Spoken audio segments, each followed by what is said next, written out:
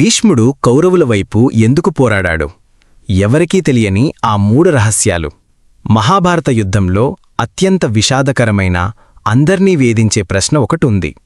సాక్షాత్తు ధర్మానికి ప్రతిరూపమైన గంగపుత్రుడైన భీష్మ పితామహుడు అంతటి అధర్మానికి పాల్పడే కౌరవుల వైపు ఎందుకు నిలబడి యుద్ధం చేశాడు?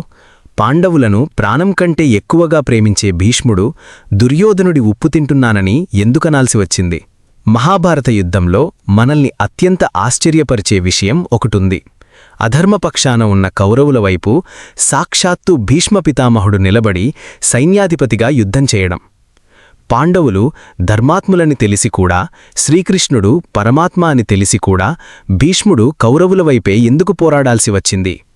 కేవలం సింహాసనానికి కట్టుబడి ఉన్నాను అనే ఒక్క మాట కోసమేనా? లేక దీని వెనుక మనం ఎప్పుడూ వినని మరొక బలమైన కారణం ఉందా? భీష్ముడు తన మనసులో దాచుకున్న ఆ రహస్యమేంటి? భీషణ ప్రతిజ్ఞ వెనుక ఉన్న శాపం. భీష్ముడి అసలు పేరు దేవవ్రతుడు. తన తండ్రి శంతన మహారాజు సత్యవతిని వివాహం చేసుకోవడం కోసం ఆయన 2 భయంకరమైన ప్రతిజ్ఞలు చేశాడు. నేను ఎప్పటికీ పెళ్లి చేసుకోను, బ్రహ్మచర్యం పాటిస్తాను, హస్తినాపుర సింహాసనాన్ని అధిష్ఠించను, సత్యవతి పిల్లలకే రాజ్యాన్ని అప్పగిస్తాను. కాని కాలక్రమేణా సత్యవతి కొడుకులు, మనవళ్ళు ధృతరాష్ట్రుడు, పాండురాజు చనిపోయినా లేదా అసమర్థులుగా మిగిలినా భీష్ముడు మాత్రం ఆ సింహాసనాన్ని కాపాడే కాపలాదారుడిగా మిగిలిపోయాడు. సింహాసనం మీద ఎవరు కూర్చుంటే అది దుర్యోధనుడైనా సరే వారికి సేవ చేయడం భీష్ముడికి విధిగా మారింది.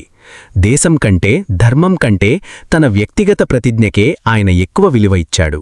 అదే ఆయనకు శాపంగా మారింది. అర్ధస్య పురుషోదాసః, ఉప్పుతిన్న విశ్వాసం. మహాభారత యుద్ధానికి ముందు ధర్మరాజు భీష్ముడి దగ్గరకు వచ్చి ఆశీర్వాదం అడిగినప్పుడు భీష్ముడు కన్నీళ్లతో ఒక వింత మాట అంటాడు. అర్ధస్య పురుషోదాసః దాసస్త్వర్ధో న కస్యచిత్ ఇతి సత్యం మహారాజా బద్ధోస్మ్యర్థేన కౌరవైః. దీని అర్థం, మనిషి డబ్బుకు దాసుడు, కాని డబ్బు ఎవరికీ దాసుడు కాదు. ఓ ధర్మరాజా, నేను కౌరవుల ఉప్పు తిన్నాను, హస్తినాపురం ఇచ్చే అన్నం మీద నేను బతికాను, కాబట్టి నా శరీరం కౌరవుల సంపదతో పెరిగింది. అందుకే నా మనసు మీవైపు ఉన్నా నా శరీరం కౌరవుల వైపు నిలబడక తప్పడం లేదు. ఒక సామ్రాజ్యాన్ని నడిపే భీష్ముడు ఒక సాధారణ జీతగాడిలా దుర్యోధనుడి సంపదకు బందీ అయిపోయాడు. హస్తినాపురం ముక్కలవుతుందనే భయం. రాజకీయ కారణం. భీష్ముడికి ఒక పెద్ద భయం ఉండేది. ఒకవేళ తను కౌరవులను వదిలేసి పాండవుల వైపు వెళితే హస్తినాపురం 2 ముక్కలై బలహీనపడిపోతుంది. పరాయి రాజులు అంటే మగధరాజు జరాసంధుడు వంటి శత్రువులు వచ్చి హస్తినాపురాన్ని నాశనం చేస్తారు. తన తండ్రికి ఇచ్చిన మాట ప్రకారం హస్తినాపుర సామ్రాజ్యం ఎప్పటికీ అఖండంగా, శక్తివంతంగా ఉండాలి. దుర్యోధనుడు చెడ్డవాడైనా హస్తినాపుర సైన్యం అతని చేతిలోనే ఉంది. కాబట్టి సామ్రాజ్యం విచ్ఛిన్నం కాకూడదనే ఒకే ఒక్క రాజకీయ కారణంతో ఆయన కౌరవుల పక్షానే నిలదడ్డాడు.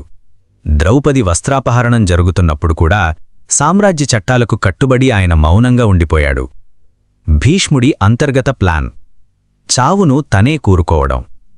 భీష్ముడికి స్వేచ్ఛామరణం అంటే ఇచ్ఛామరణం అనే వరం ఉంది. ఆయనను ఎవ్వరూ చంపలేరు. యుద్ధంలో కౌరవుల తరఫున పోరాడుతున్నా లోపల మాత్రం పాండవులే గెలవాలని కోరుకున్నాడు.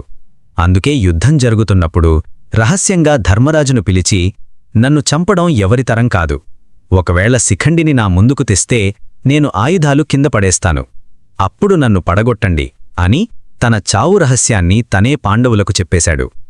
అంటే భీష్ముడు కౌరవుల వైపు ఉంటూనే కౌరవుల నాశనానికి తానే స్వయంగా పునాది వేశాడు.